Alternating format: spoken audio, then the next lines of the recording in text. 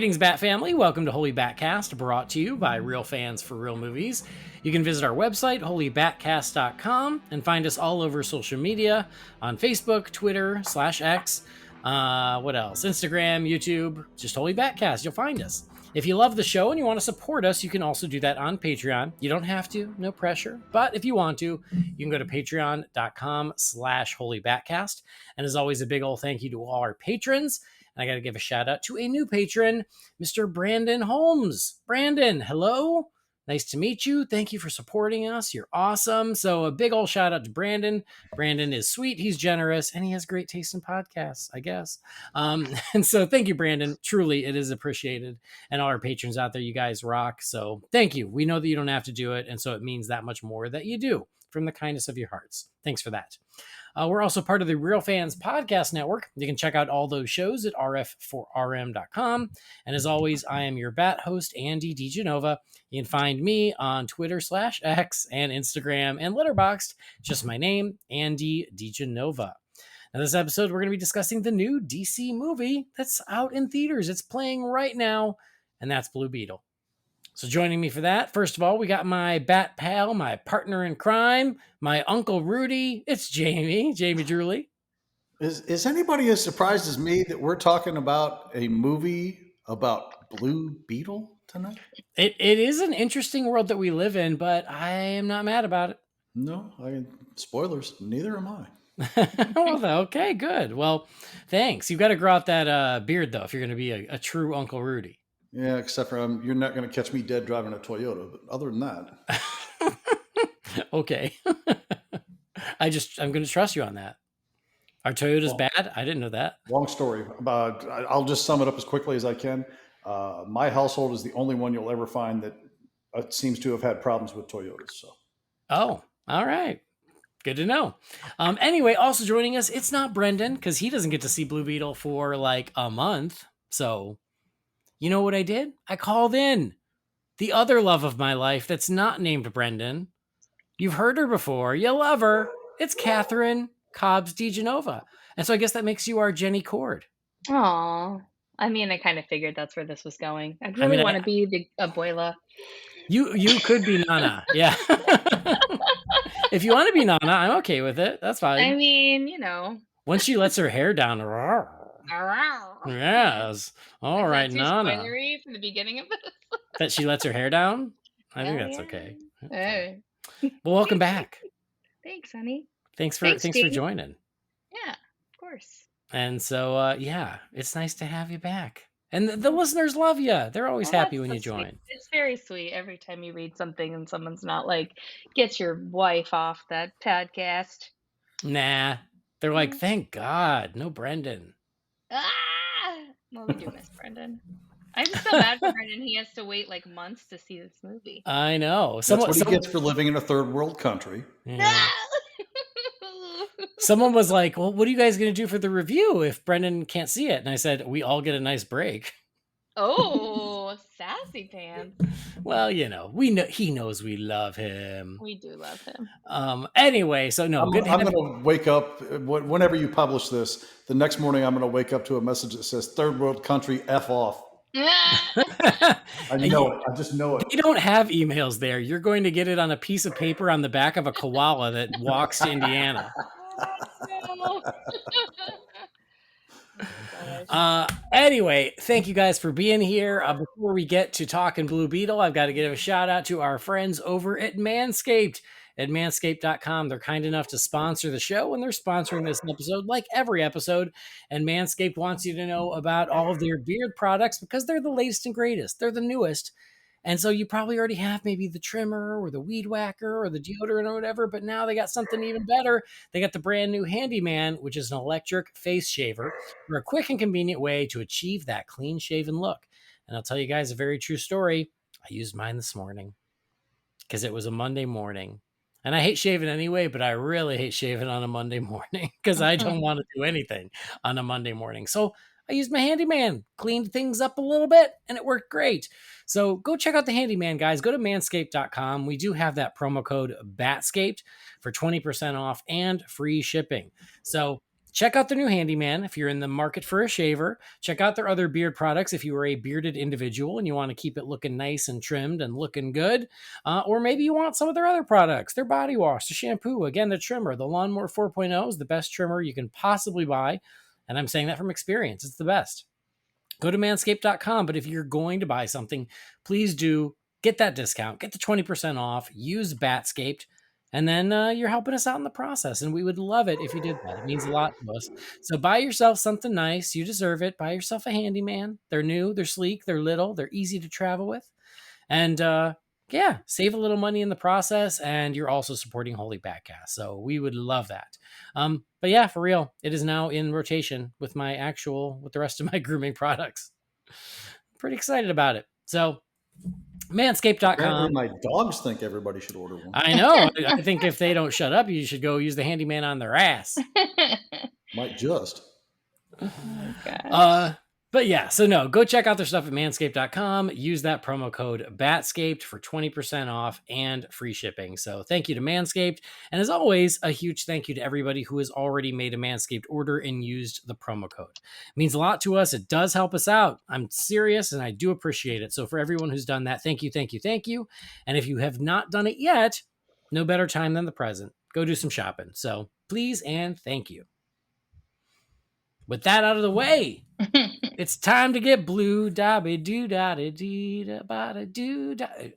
You know, I feel like it's a missed opportunity. They could have used that song. I mean, I'm not sure that was the song, but yes. You know the song. Yes. Or maybe it was too on the nose. Anyway, there is a new DC movie out. We're going to talk about Blue Beetle.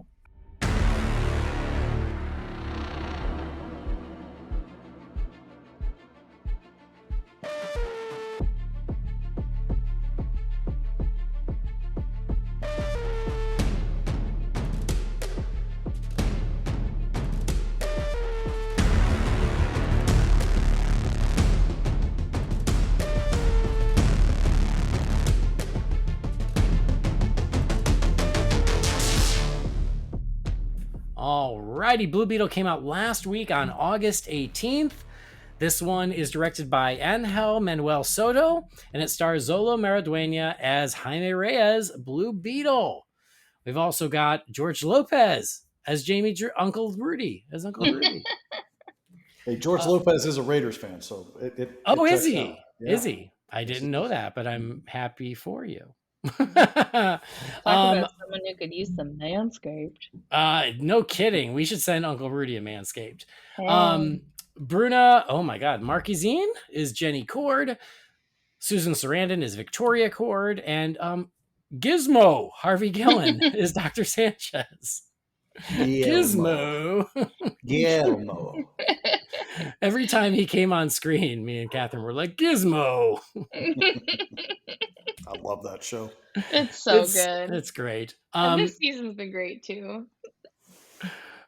So, all right, let's start spoiler free as we tend to do, and then we will give a spoiler warning. So Brendan can listen up until the spoiler warning. So he's probably still with us. So fit in as many digs at Brendan before the spoiler warning is up. Anyway, Jamie, why don't you kick us off with your spoiler free thoughts on Blue Beetle? So you already know this because I was kind of messaging the chat we have with Hunter and Michael and Preston. I was kind of in a foul mood, and I didn't really want to see this movie. Like I had no hype for it. I felt like this was homework more than anything. And I sat down in the theater. There were 6 people, counting me, in the theater that had 198 seats or whatever it was. I was like, oh, this is just going to be miserable. And the movie started, and I was like, oh, that's a nice score that's going there. I'm digging that. That's, good sound. I'm liking this. And then it kind of rolled, and I thought, the pacing seemed a little bit off. The writing seemed a little bit off. And I thought, oh, this is going to be a long day. But I got to tell you, by the time the second act was finishing up and rolled into the third act, I was on the edge of my seat for the rest of the time. And I really, really, really enjoyed this movie a lot. And I was surprised because I don't have any particular fondness or affinity for Blue Beetle. I don't dislike Blue Beetle, but I'm not like a Blue Beetle fan per se. I read a handful of comics in the Rebirth era, and I know a little bit about it. I tended to avoid a lot of Blue Beetle comics because so many of them involve Booster Gold, and y'all know how I feel about Booster Gold. So I just it surprised me how much I wound up liking this film. I thought the family dynamic was the star of the show. I always like it when a really good, solid, likable family is involved in more things than just being a side character. This is as involved as you'll ever see a family get in a superhero movie, in my opinion. And I really enjoyed all of them. I don't think it's a perfect film. I have a few nitpicks here and there. Uh, you know, really, I'm not saying this to be negative about it necessarily, but a lot of this felt like a Marvel movie to me, and I'm not the biggest fan of a lot of those. But once it reached a certain point, it just really threw it in gear for me, and I was just on board with it from then on. And I just really think it finished strong for me. Awesome. Sweet. Catherine, how about you? Spoiler-free thoughts. I mean, I really enjoyed it. I thought it was a lot of fun. I thought it was very sweet. I mean, I think, Jamie, I agree with you. Like, it's kind of formulaic in terms of superhero films, but I did not mind it. I thought it worked totally fine. I think I said to you as we were leaving, honey, like, it kind of reminded me of like watching Tom Holland play Spider-Man. The performance that Zola gives is really genuine, and it's, we know that from Cobra Kai, but I did not know what to expect seeing him in something else, right? Mhm. I have zero context for Blue Beetle, and I feel like, and I did not make any effort to rectify that coming up to this movie, and I feel like I have not gone into a superhero film with that level of like blank slate in a really long time, and I'm kind of glad that I did. I had zero expectations and I had zero reference, and it really, really worked for me. And I want to watch it when it hits streaming. Awesome. That's great to hear you, because I was wondering, if you went in Yeah, completely cold with I no did. background on Blue Beetle, did it all, click for you? Yeah, I mean, usually I will read something, even if it's like a small snippet or a little bit of, I don't know, like a taster or something. But like this, I just straight up was like, you know what? I'm just going to see if this is still fun because I like the genre and not because I have any reference for the nods or the homage or whatever there is that may or may not, come. Yeah. It was great.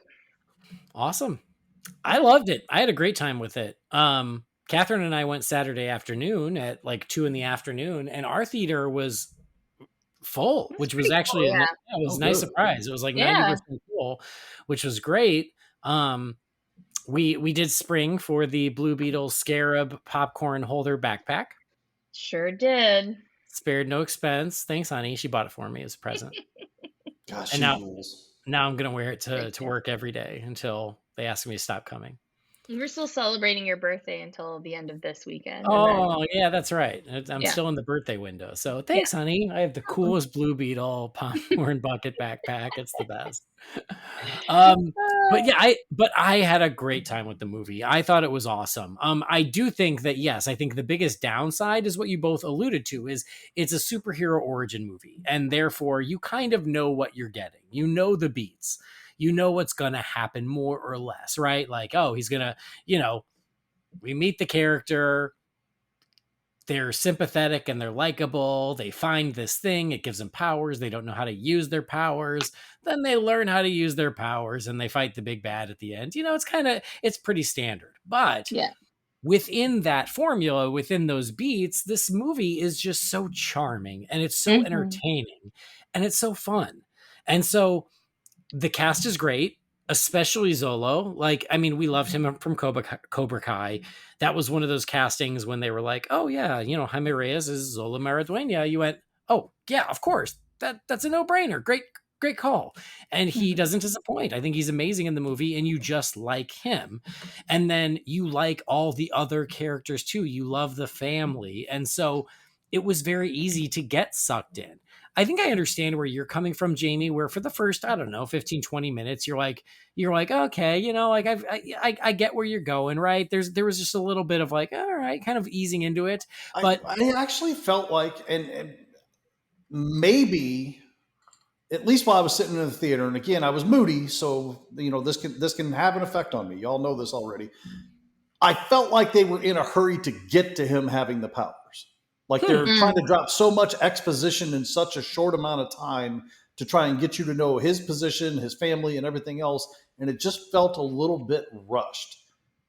But I'm curious to see how that plays out for me on future watches, because this will be one I buy probably pretty close to first day when it comes out. Yeah. I report back because I didn't feel that way. I felt like it was one of those where the pacing was spot on, where it didn't take too long, but it also didn't rush. I was kind of happy with what we got leading up to him getting the scarab. But I guess that goes to another point is another thing I liked about it was that like for a Blue Beetle movie, you get a lot of Blue Beetle. Like, like it's not one of those where you have to wait till the third act to really get things moving. I feel like they find the right point to get him the scarab, and then the movie really does take off, and we are not shorted on any Blue Beetle, especially for a movie that was budgeted very reasonably, like right around $100 million. They got a lot of movie from that $100 million. The movie's a solid 2 hours without credits. So for me, it's not too short, it's not too long, but it feels like a full experience. And it looks great. Absolutely. Blue Beetle himself looks as good as I could ever ask in live action. It's one of those comic book character looks in live action where I go, no notes. It's perfect. I wouldn't change a thing. And there's only a handful of those, because even the ones that I love, I have little notes because, I'm a nerd. But there are a few like this, like, I don't know, so let's say Black Manta and Aquaman, like say Wonder Woman and Wonder Woman 1984, like where I go, you know what? Don't change a thing. It's perfect. But this Blue Beetle, he looks perfect. The action is perfect. Like I think that the action with Blue Beetle is really great. It's really satisfying. It's really fun. It's entertaining. They deliver on that. And all that spectacle is great. And the movie has no shortage of spectacle, again, for $100 million. But that doesn't mean much if you don't care. And I think they do a great job of making you care about Jaime and his family. Yeah. And going into the movie, that was like one of the kind of talking points of, well, what sets us apart is his family knows he's the Blue Beetle and his family helps him. And I heard those things being said and I went, sure, okay. And I saw the trailer and I'm like, right, his family knows. And even leading up to the release, the initial response, like the initial reactions were similar of like, oh, like the family dynamic is really well portrayed. The Latino family dynamic is well portrayed. And it was one of those things where I was like, well, it feels like a talking point, almost like I'm sure it's there, but let's settle down. But then seeing the movie, it's like, oh no, that's 100% it. The movie is not only all in on Blue Beetle, it is all in on Jaime's family. Because they are there for the entire journey and you love them just as much as Jaime. And so by the time it's done, you want to get adopted by the Reyes family. Yeah. At least I did. At least the I did. family was incredibly charming and such a great, we were talking about, what was it that we said had no heart? Oh, the second Shazam movie. And this, I didn't feel that way. I felt like there was so much heart in this. There was, in times, maybe a little too much, but I feel like I was still not enough to bother me. It was a lot of just the family was the heart of it, and it was all the way through. It was great. Yeah. I mean, Shazam too, you could tell it was there and it got edited out, which we've since learned. Yeah, we talked about that. But when we talked about it, we kind of walked out feeling a little empty because we felt that was missing. And that's not the case here. It's no, not at all. It's absolutely on full display. And that's just it, is for a superhero origin movie, which again, we've seen a lot of. It is done with so much charm and so much heart that it's just really easy to get swept up into it and have a great time. It also feels unabashedly like a comic book movie. The music, I think, is great. I had never heard of the composer before, but I think he did an amazing job. His name, let me look, is Bobby Grillick. Krillick? It's anyway. Something with not very many vowels. That's just it. There seems to be vowels missing. That was exactly the issue I was having. But The score is really great. It has like a fun synth edge to it, which is like gives it a unique sound, but feels very at home with what Blue Beetle is. So when I walked out, I was like, that's a great superhero origin movie. And it is funny because I did think what you said, Jamie, is I'm like, and I don't mean this in a negative way, it feels like a phase one Marvel movie, but like I loved the phase one Marvel movies. Like it felt like a really good Marvel superhero origin movie. Like the first Iron Yeah. Man, and there's certainly shades of that. So again, like it doesn't break a lot of new ground from a story perspective. But within the box that it's playing, it does it with style, it does it with confidence, and it does it with charm. And I had a great time when it was over. I was like, that was awesome. I was fully entertained. I got my money's worth. I saw Blue Beetle kicking ass on the big screen, which is something, like you said, Jamie, we never would have thought that would have happened, but it did.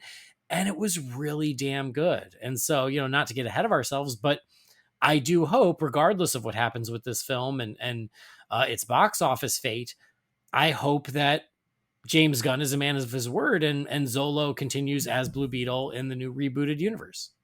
Yeah. There's absolutely, I mean, we'll talk about it more when we get into spoilers, but it's not really a spoiler. There's really nothing at all in this film at any point that would restrict it from just switching over to the new universe. Absolutely. Yeah, I love that about it. It gave enough nods that it existed in the greater DC world, but not enough specific nods. Yes, Yes. exactly. Yeah, exactly. It wasn't so insular or standalone that it was like, a movie from the 90s where they were like, no, we can't mention the greater universe, because they certainly acknowledge that they're part of the DC universe. Mhm. But I will also say this, and again, I mean this as a compliment, is that there was something just refreshing and enjoyable about it being so standalone. Yeah. Like where it wasn't weighed down with an extended universe. It wasn't weighed down with cameos or setting up other movies or setting up sequels, or, like there are certainly Easter eggs because it's still a comic book movie in 2023, but there was just something just nice and refreshingly old school about this is a story about Jaime Reyes becoming the Blue Beetle.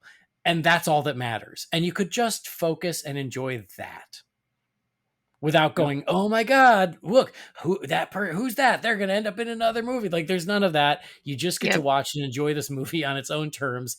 And that's kind of a nice change these days. Totally agree there. And if I could also mention, I want to acknowledge that my appreciation for the restraint that was shown here. And I say that because I never felt like this movie got so ambitious that it overreached at any point, like it tried to be too grand scale for its own good or its own budget or anything like that.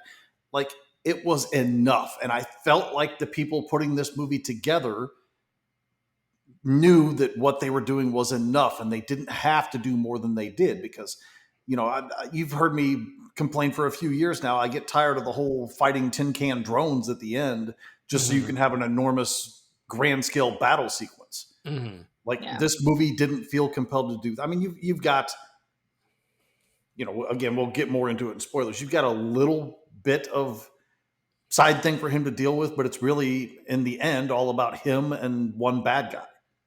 Yeah. And a mastermind behind that bad guy who's not a physical threat. But I mean, it's just something to be said for a movie that feels comfortable enough in its own delivery that it doesn't have to go crazy with, a full scale war at the end of it. You know what I mean? Right. Yeah, totally. Like there are stakes and the stakes are enough, but yes, it's not like, an invasion from another planet or sky beam that's going to destroy the world. It's like the stakes are appropriate for this film. And I read a review, and I want to say it was in Variety, that even said like, yeah, it was kind of nice that the stakes were just a little more reasonable and ground level for this movie. And it's funny because I think some of the strengths of this movie is that it knows what it is, and to your point, it's confident in what it is, and then it can just do that extremely well.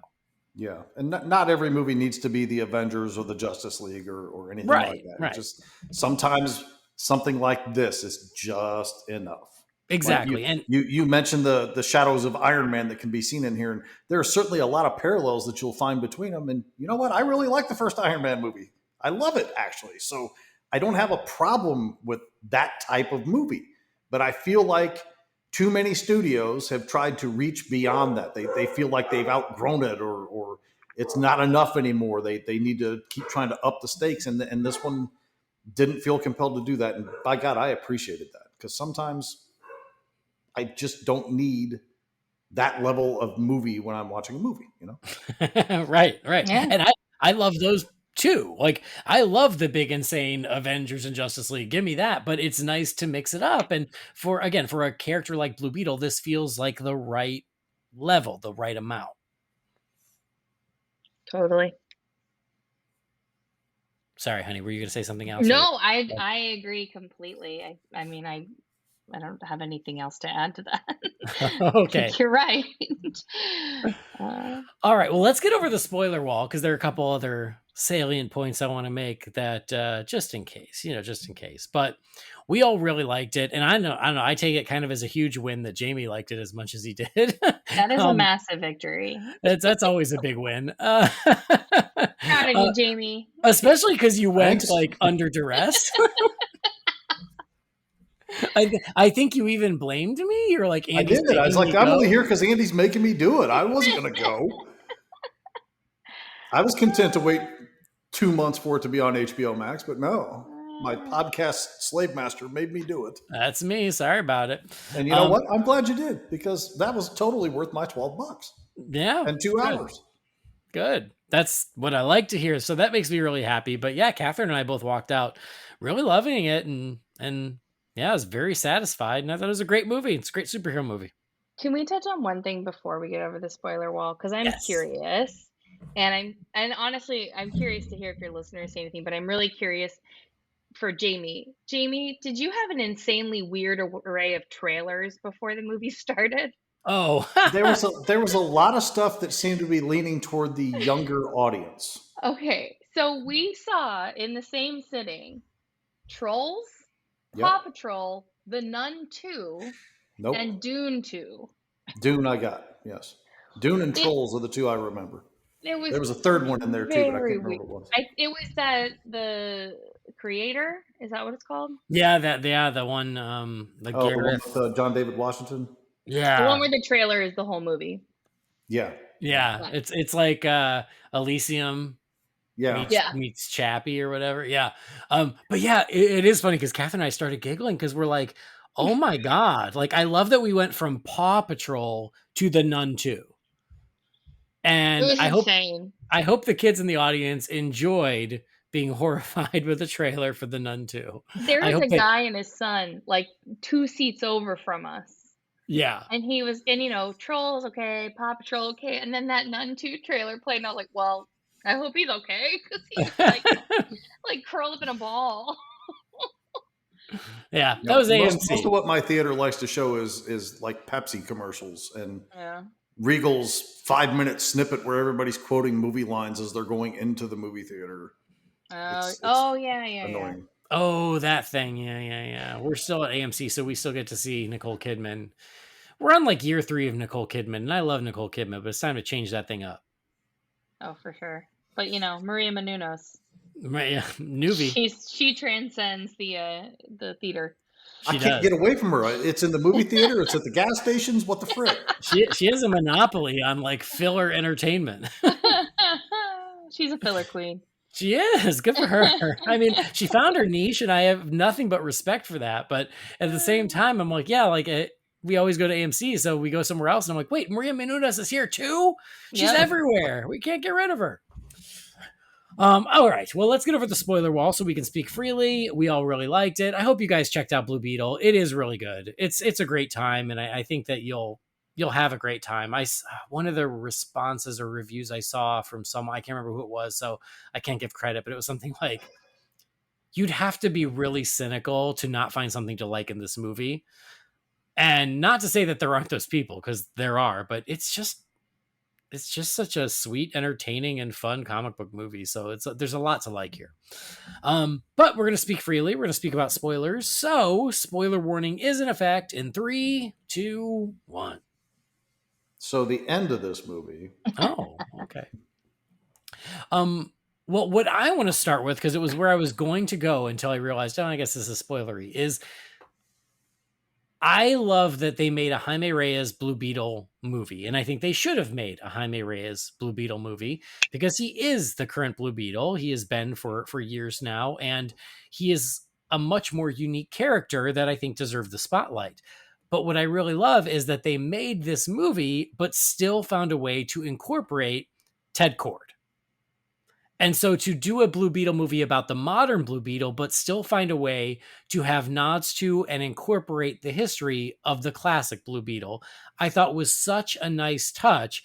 And it could have just been like an Easter egg of like, oh, see, we remember the other Blue Beetle too. But to make it actually part of the plot, I thought was brilliant. And so I love that they did that because I do think Jaime deserves to be out front, but I love that we didn't pretend Ted never existed. Yeah, and Jaime is far more culturally relevant right now. But I also really like the fact that they acknowledge Ted Cord and it is something of an integral piece. Yeah. But they didn't do it in some kind of a slapsticky, silly, look how goofy this first generation Blue Beetle costume was or something like that. Like it was very respectful and I appreciated that. It felt, because I'm like I said, I had no context going in, so it felt like if Keaton's Batman walked into Adam West's Batcave, like that's what it felt like, because the costumes kind of gave you like an older era that was maybe a little more practical and not quite as technical, and the whole like layer kind of has that sort of, I guess, 80s-ish feel to it.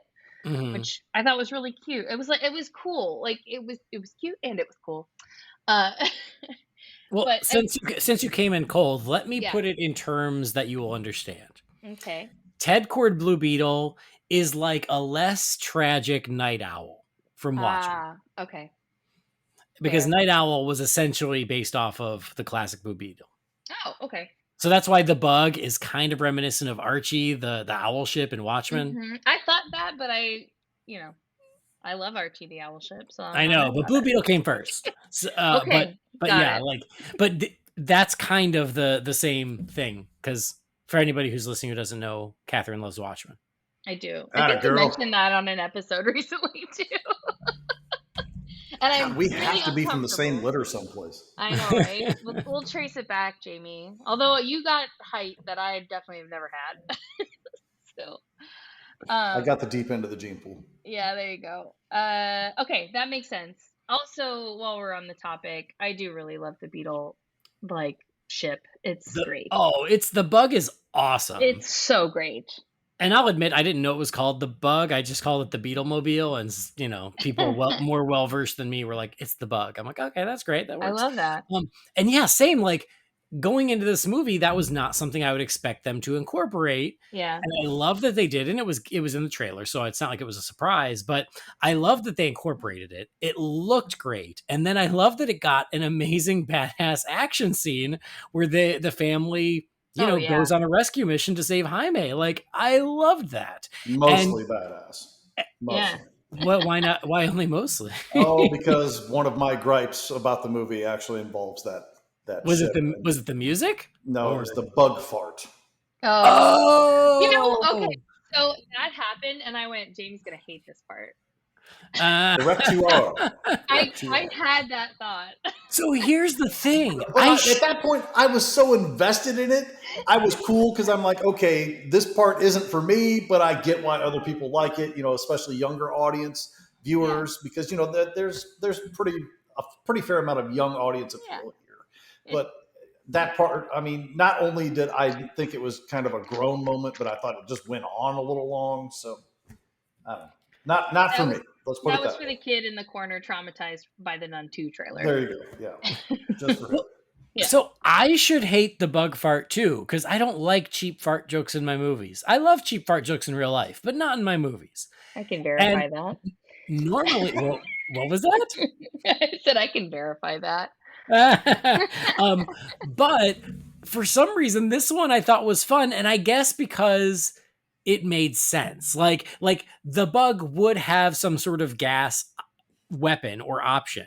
Yeah. And so to call it the bug fart is just kind of like a fun tongue-in-cheek thing that Ted Cord would do. And that's why it didn't bother me, because it didn't feel like just a cheap fart joke. It actually made some sense in context. Yeah, I'm not even going to say that I think it's out of place or anything like that. Just it wasn't just one of those things that I could have done without personally. I get it. But anyway, I was thinking, because this was originally going to go straight to HBO Max, and then they decided to kick it up to theatrical. And my hunch is when that happened, they were like, well, where can we go a little bigger? Where can we do more?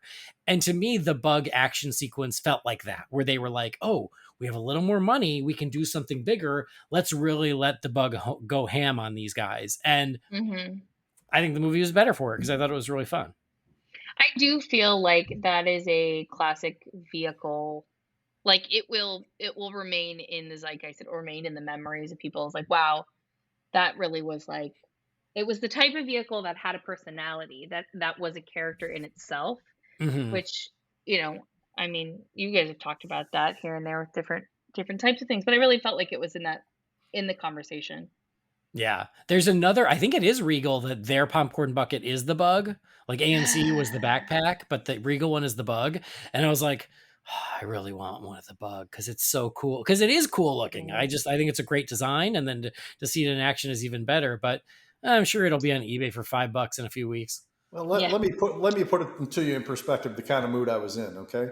I walked in there, I looked at the popcorn, I sneered at it, and I walked right into the theater and I didn't buy popcorn. Oh. That never happens. Never.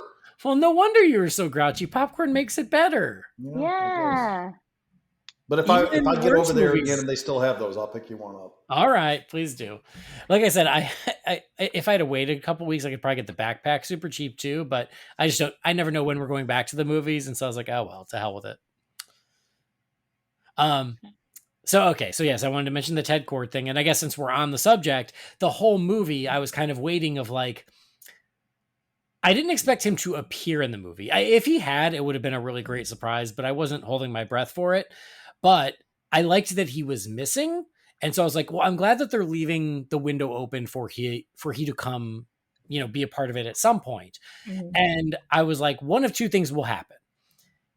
In the big finale where Victoria Cord is in the helicopter with her niece and she's talking about, oh, my family turned on me and blah, blah, blah. And I expected her to go, and that's why I killed your father. Like, I thought either she was going to confess to killing Ted in that moment, or what happened for real, which is that did not happen. And then the mid-credit scene is that there's a transmission and Ted Cord is still alive. And I'm like, I'm glad that was what happened, because again, I'm not holding my breath. I don't know what happens from here, but I would love to see Jaime team up with Ted, classic Blue Beetle, in whatever comes next. I thought, I said to you, like, the third option, I thought in that same scene with Victoria in the helicopter that the henchman was going to end up being Ted Cord. I was like, as soon as they said he was missing, I was like, well, we're going to have to find out something about what happened to him. Yeah. And I don't know if you saw that the director said that he would love it to be Jason Sudeikis. Yeah, you posted that today, and I'm never going to forgive you for it if it doesn't happen. Because it's so perfect, right? Well, it's too the voice perfect at the end.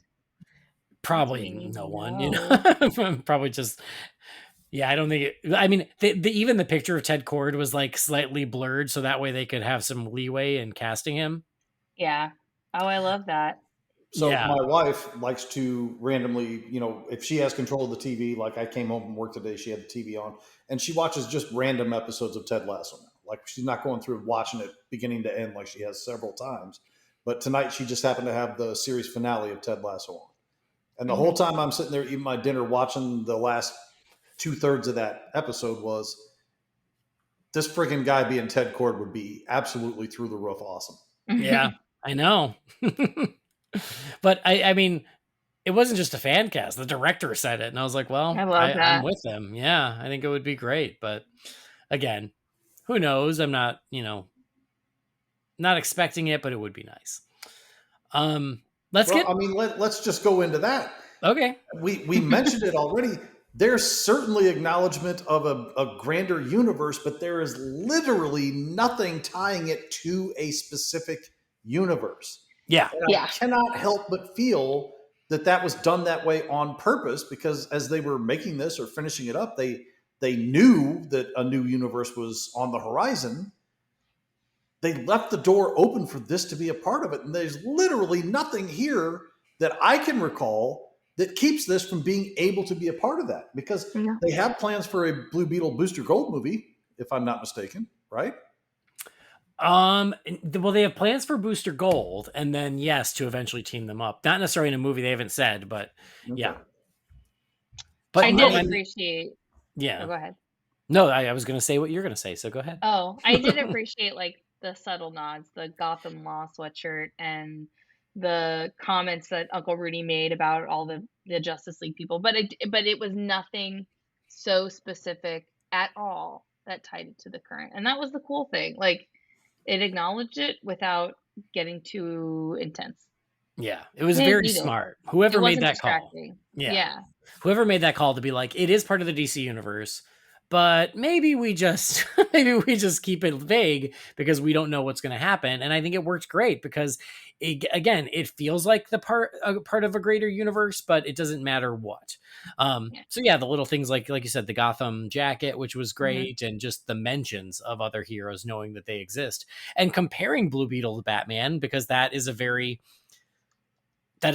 common thing. It makes perfect sense because Blue Beetle is very much a hero in the vein of Batman, but he is brighter. He's a little goofier. He's a little less sleek, which is what they Yeah. were kind of acknowledging with his tech of being like, well, it's like Batman stuff, but like, a little chunkier and messier, and Hmm. that is Blue Beetle. And so I liked that.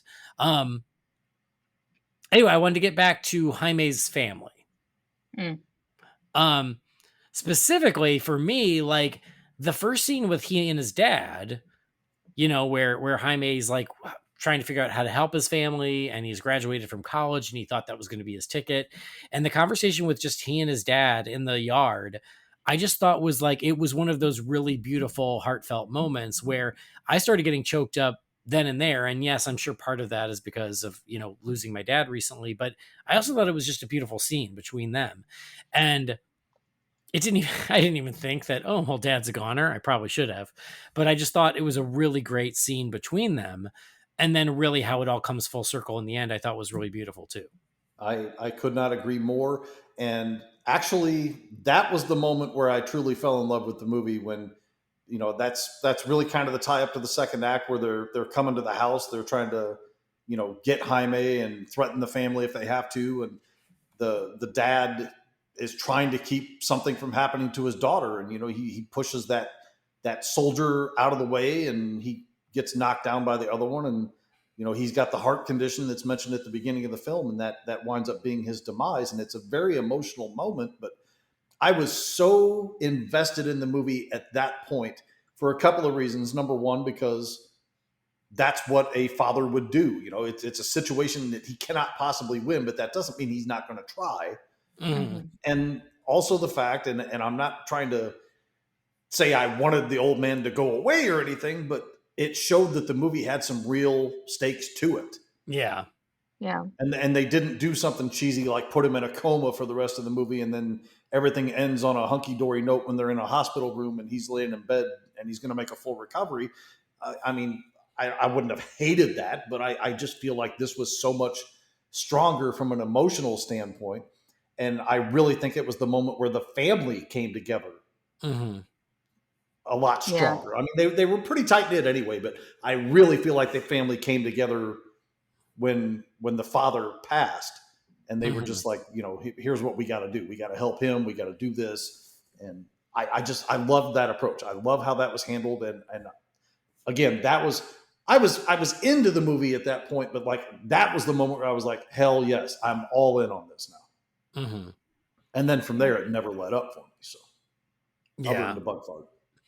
I really appreciated that, like, once the family kind of, like you said, Jamie, like rallied and came together after the father's passing, it was like the women in his life were suddenly part of his support team. They were there to, like, save him. They went in to save him, you know? They were all really strong female characters that were not just surface level, you know? I think that it's the summer of Barbie, so that's important, you know? And it was But I mean, you're right. I mean, I didn't really think of it, but you're right. Like, there's a really great balance in this yeah, movie. It's not just, oh, you've got Jenny, the love interest, right. but it's also his sister, his mother, his grandma. The main villain is a woman, and Jenny. And so, honestly, you're right there. I think there are just as many good, unique female characters as there are male. Yeah. And, that's the goal, half and They all half. had, like, they all had a point of view, you know? Yeah. Yeah. Like, every character had a purpose, every character had a point of view. Nobody was just there as, like, as fluff. Uh, I thought it was great. I think I said to you, I was like, my favorite thing was that Jenny was wearing sweatpants through the entire end of the movie. It's like, we don't see any Claire's from Jurassic World trying to fight crime in freaking high heels.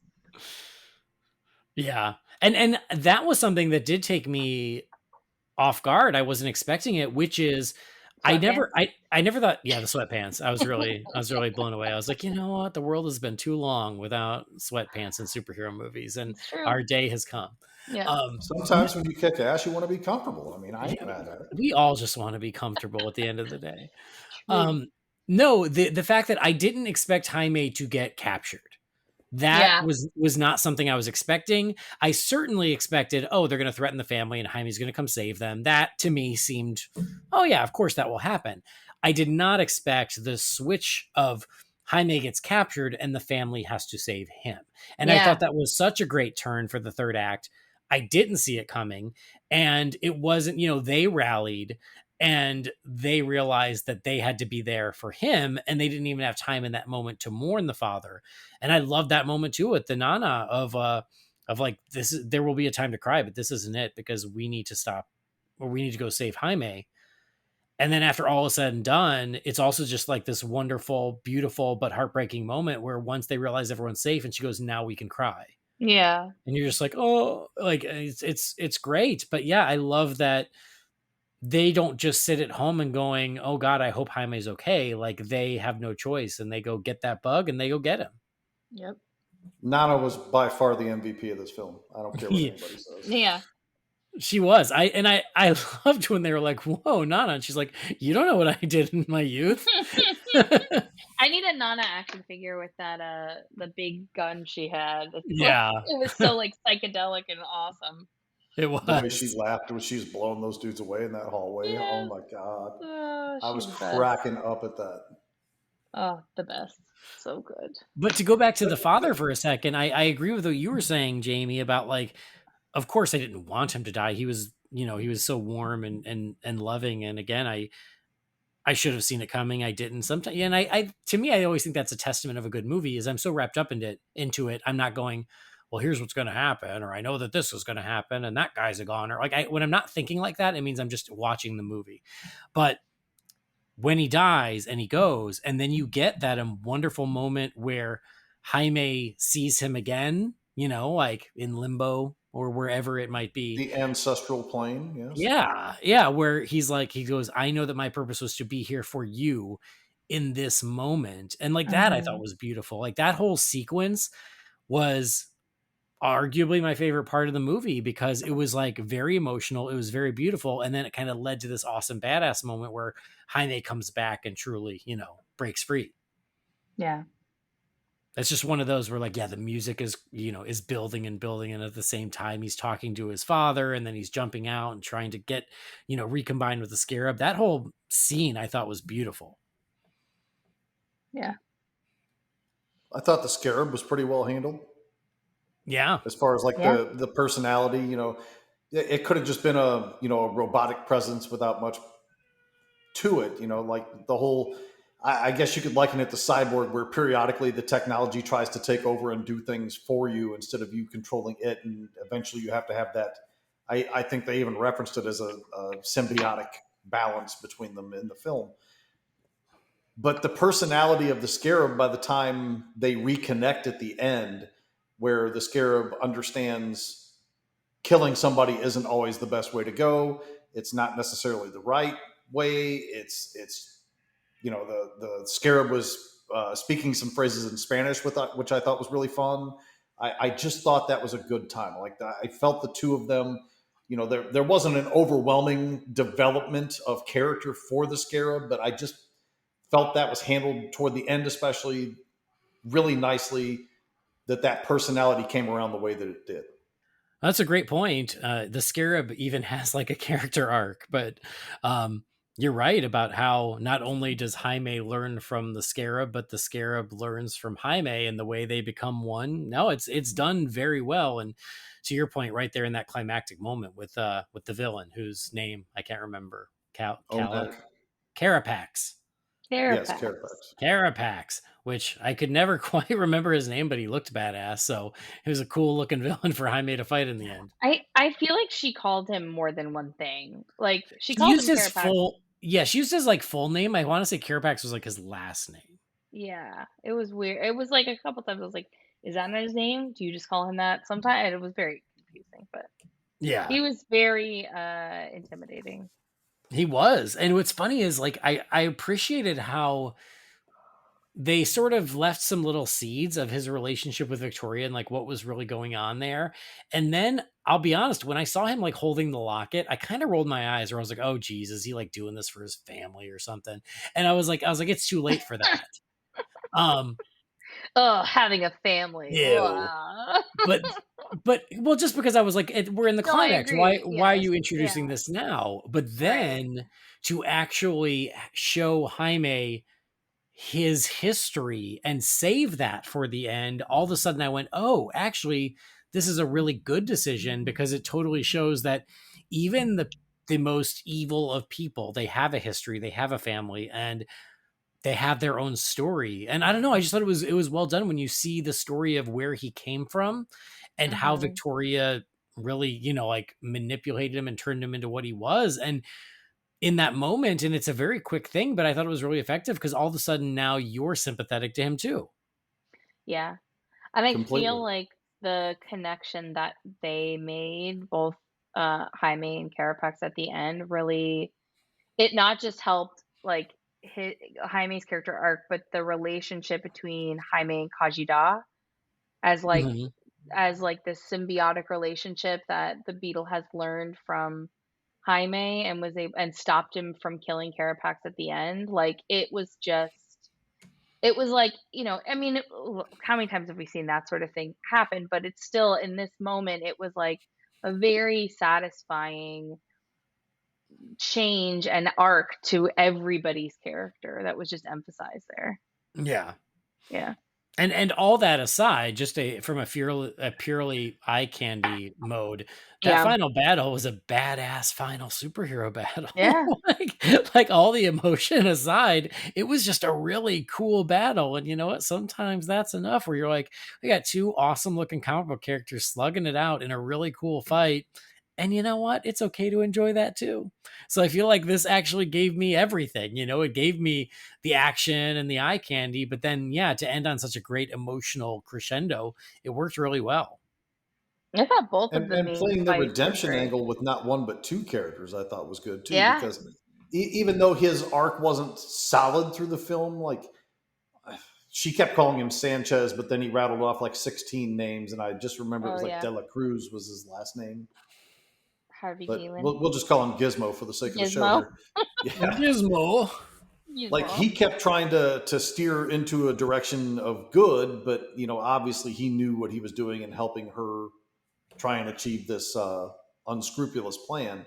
But said and done, at the end, he stepped up and helped Jaime get out of that room and break that keypad so that he couldn't be followed immediately, and sacrificed his life in that moment. So just like with Carapax at the end, that was a redemptive moment for a character who was doing some questionable things. Yeah. Well, and along those lines, I want to say, I mean, first of all, off-screen stuff aside, I do think Susan Sarandon is a good actor. And I was a little conflicted watching the movie where I'm like, God, she's just straight up evil from the start. Like she's just like, if she had a mustache, she would twist it. But again, kind of like there's something pure about the simplicity of the superhero origin movie. I kind of liked that we had a villain who was just unabashedly a villain. And I feel like we don't get that as much anymore. And it was almost sort of a refreshing throwback of like, oh no, she's just an a-hole. She is just evil and she will do whatever it takes, because then that allows us to have the redemptive arc for Carapax and for Gizmo.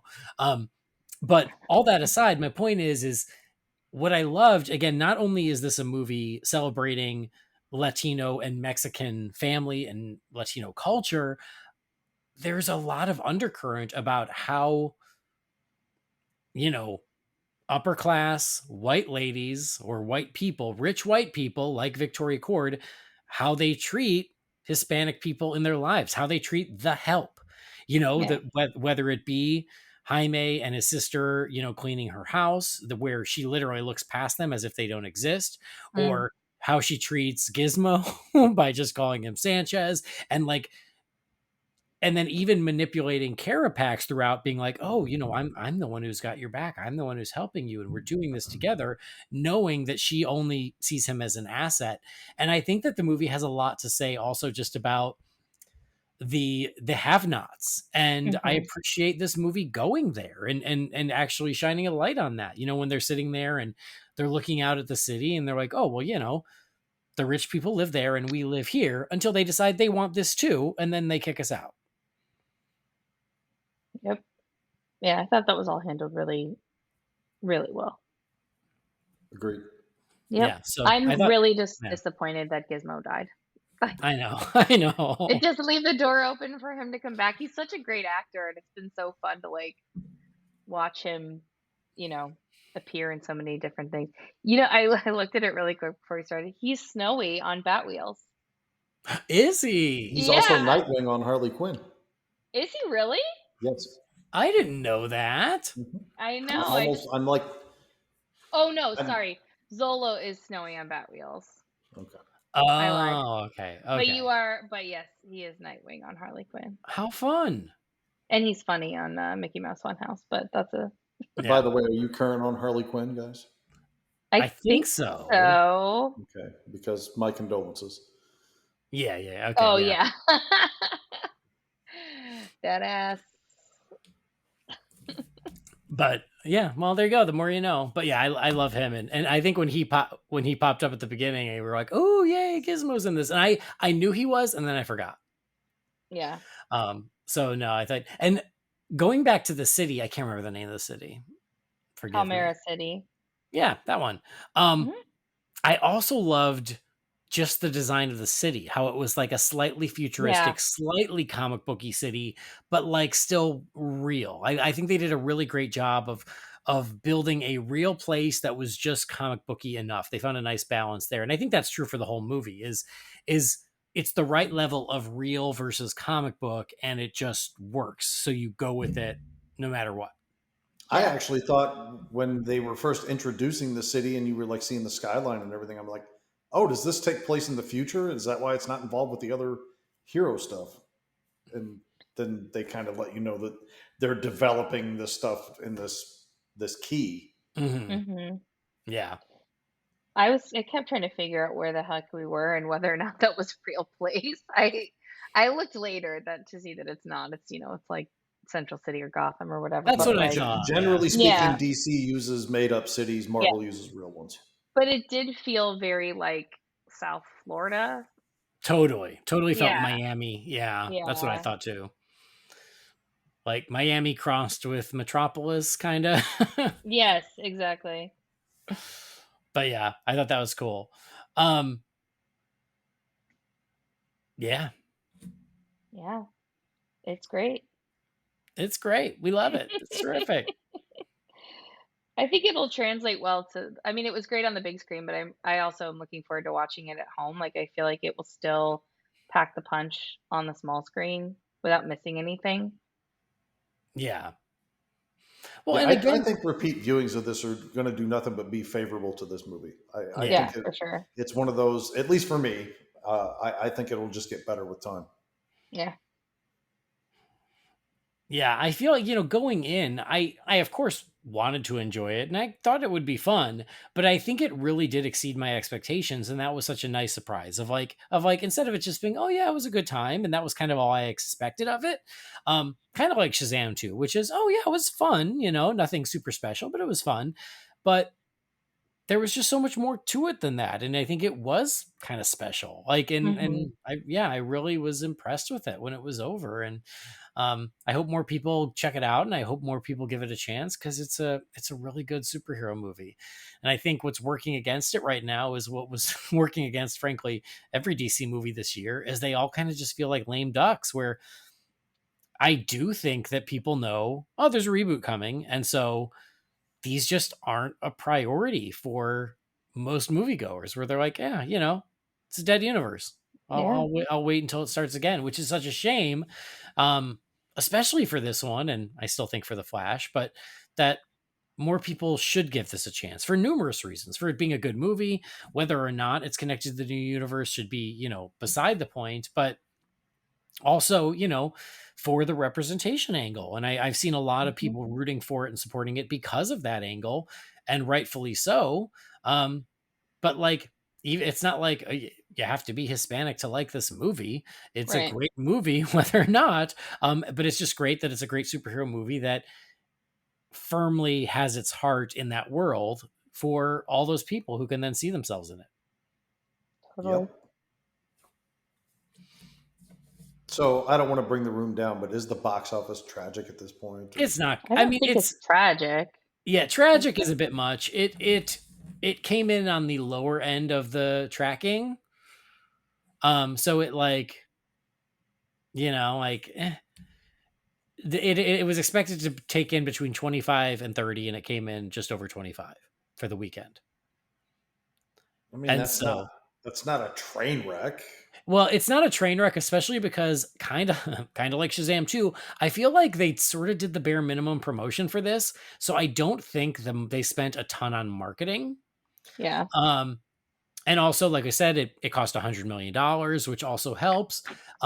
So yes, like, I mean, it's not blowing the doors off the box office, but it's one of those things where, again, because of what happened with Shazam and the Flash, I don't think anyone had high hopes for this to be some sort of breakout smash, and so like it just kind of is what it is.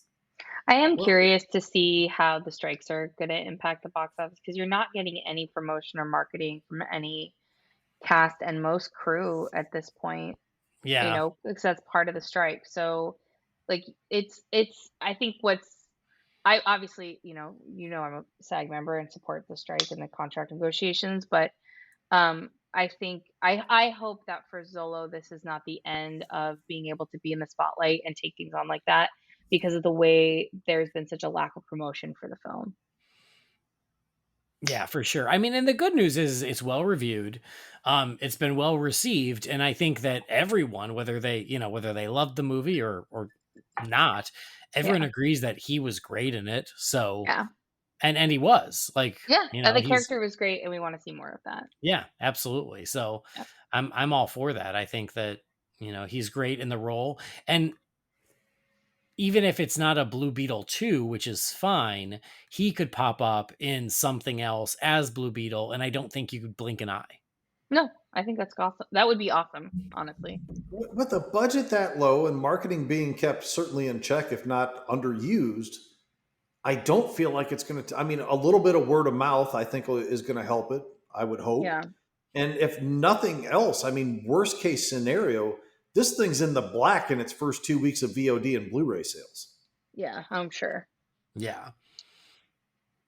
And I hope that it finds its audience, in theaters or otherwise, because it's a movie that deserves to find its audience. It's a movie that, Mhm. I mean, and this is and this is where I'm coming at DC movies this year, because again, we've already, we're on the third one, and I'm not, I am a realist on how the box office is going, but like at the end of the day, it is a Blue Beetle movie. I never thought I would see that, and it's a Blue Beetle movie that I loved and I had a great time with. So I can't wait to own it, and I can't wait to revisit it for years to come. And hopefully, fingers crossed that he will get to continue in one way or another in the new universe. Yeah, I'm all for it. Yeah. totally. All right. Anything that I mean, I know that we missed plenty, but anything that you really wanted to bring up that we didn't get a chance to? No. Oh, great. Nothing's immediately coming to mind, but I feel like we covered it all. I feel like we had everything we wanted to. No, I mean, it's always one of those things where like an hour from now or tomorrow morning, I'm gonna be like, damn it, I forgot to talk about this. yeah.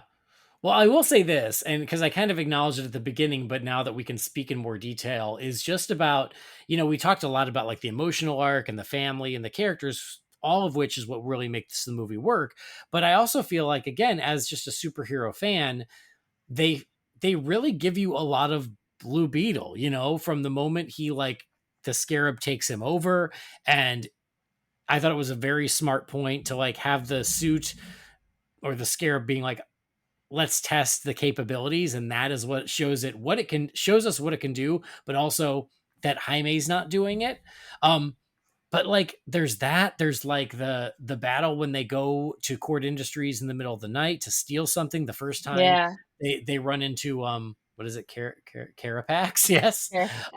There's Jaime, like when he truly starts embracing like what the scarab can do when he's defending his family.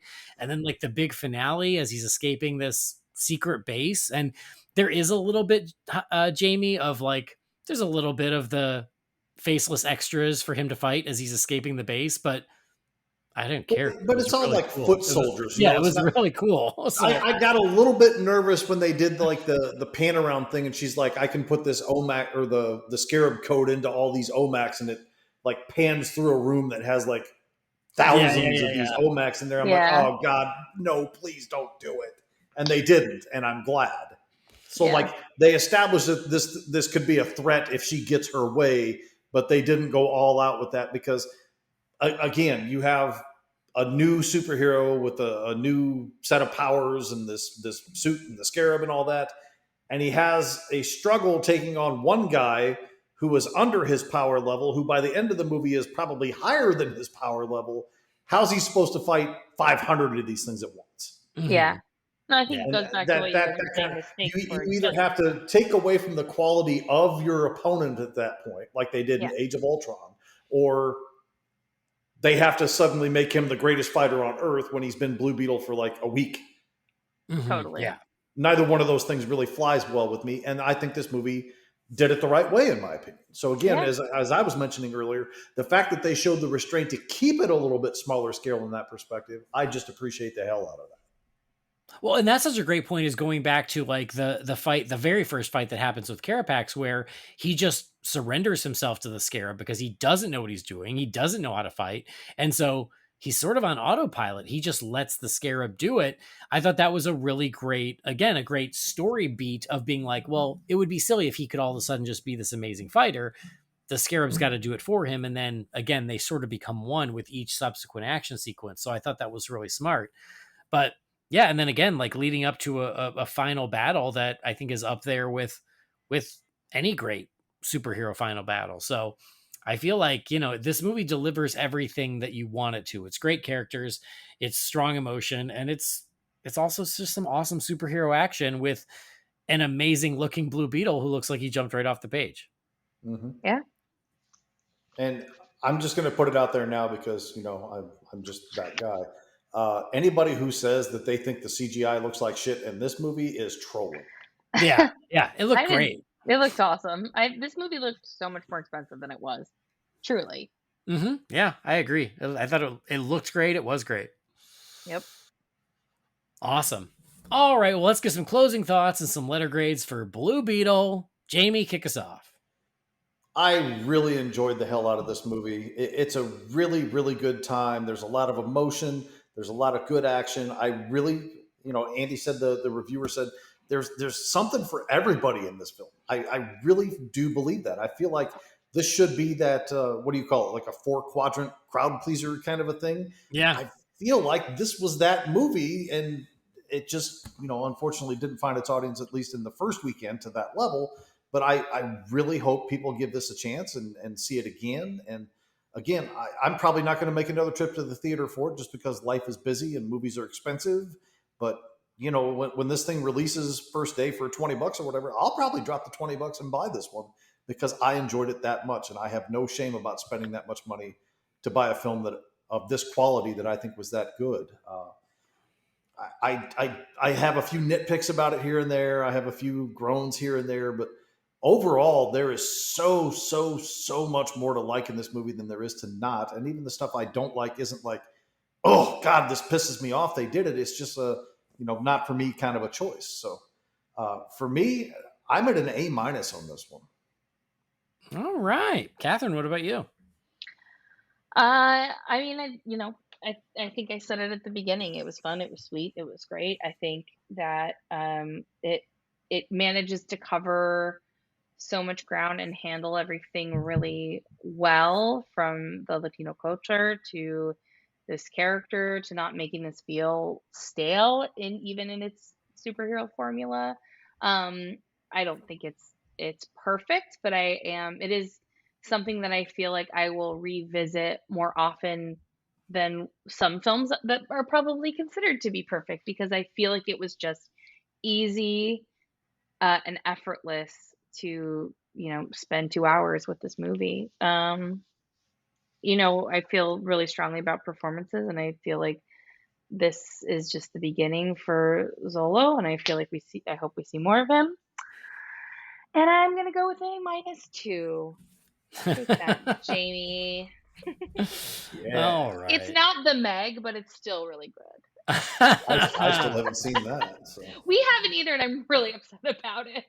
I'm sure it'll be on VOD next week. Don't worry. That's not the point. I know. All right. I mean, I kind of said my piece, but I think that we're all very much on the same page. I loved the movie. I thought it was great. The only complaints I really have are just essentially that, I mean, again, like it in a lot of ways, it's a standard origin movie. So you know what that is. And then I think there was one moment of like a plot convenience where Jaime goes to find Jenny and she just happens to be running through the street when he's looking for her. And you're like, oh, well, that was easy. But aside from those two little nitpicks, I just had such a good time with it. It was such a nice surprise. I expected to be entertained, but I didn't expect it to be as good as it is. I loved it. I loved the characters. I think Zolo was perfect casting as Jaime. I think his family was wonderful. I think the action was awesome. Blue Beetle looks great. The music is super cool. And at the end of the movie, I just felt purely satisfied. I was like, man, that's just a damn good superhero movie. So I'm right where you guys are. I'm at an A-. Sweet. Look at that. Look at us go. 3 A-. Whoop, whoop. 3 peas in a Blue Beetle pod. 3 beetles in a blue pod. In a bug. Yes. 3 beetles in a Big Belly burger container thing. Yep. Great. Yep. I was just glad. No, I was just really sad that Harvey Guillen didn't get to finish his burger. I know. I always get really sad when people don't get to eat their food in movies. But when Jaime came back from college and got his first taco, I felt that. It was like when we got back from China. It is totally, I thought about that. Oh my God. It was amazing. All right. Well, 3 A- for Blue Beetle. We really enjoyed it. I hope you guys enjoyed it too. If you haven't checked it out, please do. Like, honestly, go watch it. It's a great time, and I think you'll have a really good time with it. So, very cool. Well, before we say goodbye, let's check in with you, fine feathered finks, and crack open the Wayne Manor mailbox. It is time again for the Wayne Manor mailbox. You've got mail. What is a letter for me? Maybe temporary. She wrote a letter. You're one hell of a messenger. This is all, Master Wayne. All right, this first one here is from Bat Sam from Boston, and it said, random thought, I guess that if you were in Gotham, you would go with bottled water only, right? That's all. Glad you're back. That's legit. I'm with it. I never quite thought about it, but you're not wrong. Yeah. It's a valid point. So thank you for, thanks for the reminder. Bottled water and online shopping delivery services for groceries and everything else. So you didn't have to leave the house. Yeah. I also wouldn't get a job at like a carnival or a toy factory. I also wouldn't live above the second floor in any building. That would be a fun episode. All right, that's it. That you've got your claim to wealth in cloning Catherine. My claim to wealth is I'm going to write the Gotham Survival Guide. See, rules to living in Gotham. That actually would be so good. It would be I funny, hope, actually. I That hope could be you like guys. that could be like a children's book. It'd be really funny. I'm in. Let's do it. All right. I'll illustrate. You guys write it. I love it. But All right. Next email here is from Benjamin. It says, "Hey, Batcasters. I hope all is well in the Batcave, and I hope that the rivalry between Brendan and Jamie ends soon." On the pod, you recently talked about Crisis on Infinite Earths, the animated version for 2024. If you haven't seen Justice League War World, without giving anything away, there is a setup for Crisis, so it will be in the same Tomorrowverse continuity. Given that Crisis is the ultimate multiverse story, how would you feel about universe hopping with each universe being its own animation style? So going between like the New 52 and then back to the Tomorrowverse and then the Timverse or wherever. I personally doubt that WB Animation would do it, but I'd love to see some version of it. I'll also say that I thought they may play around with this kind of thing in Justice Society World War II, since that movie messed with timelines, and it was only after the previous universe being bookended with Flashpoint, and I thought New 52 Barry might show up, but he didn't. Finally, if you want to see a literal short version of this animated wishlist item, check out the DC Showcase short Constantine House of Mystery. It plays around with animation styles in the same way, but I want to see it in a larger scale like Crisis. Thanks, Bat Friends, Benjamin. Thanks, Benjamin, and very interesting. I'll tell you, it hadn't crossed my mind, but I think it's really fun of like, instead of jumping through live action universes, it jumps through different animated universes and the style changes accordingly. I What do you love that think? kind of Batman the stuff. Brave and the Bold gets in there, I'm all for it. Yeah. No, I love that kind of aesthetic. That sounds cool. Yeah, I think that's super fun. I mean, I wouldn't put it past him, honestly. Which movie? I think it was Teen Titans Go versus Teen Titans, which we still need to review. It's I still great, need but to watch, even it's though I great, just by bought the it a way. couple weeks ago.